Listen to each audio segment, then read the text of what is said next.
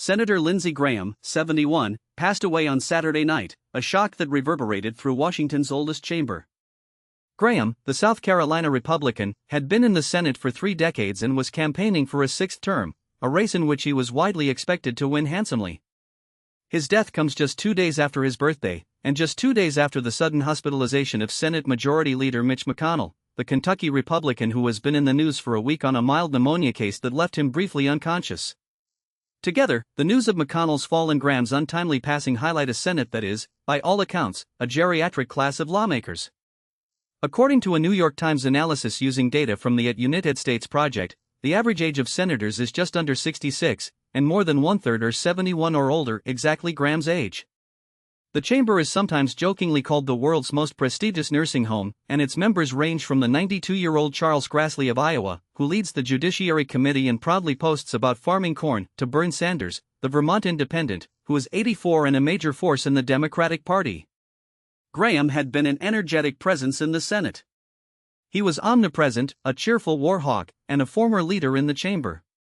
He had been in the middle of raising money and talking to constituents when he fell ill, and his office announced only that he had died from a brief and sudden illness. No details were released.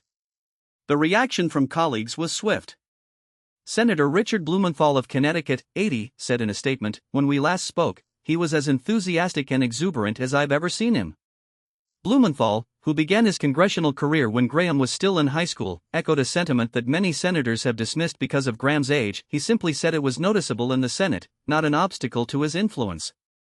Senators call Graham the Bible-reading, straight-talking windmill that never quits and praised his work on the judiciary and national security. The Senate's age issue has been a recurring theme over the last few years. Senators have been reminded of their own vitality and lack of it when older colleagues have outlived the typical retirement age.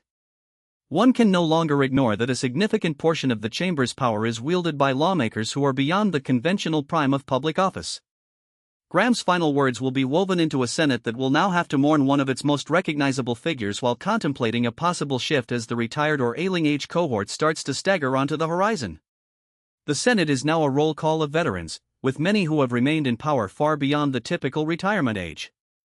In closing, Lindsey Graham's passing reminds us that the Senate, one of America's most enduring institutions, is a living, breathing body that is aging, that it is a chapter in the story of American governance, and that the role of the genes in office senators are not forgotten neither by our lawmakers nor by our history. Thank you for listening, and stay tuned for further coverage as Washington continues to settle the impact of this loss.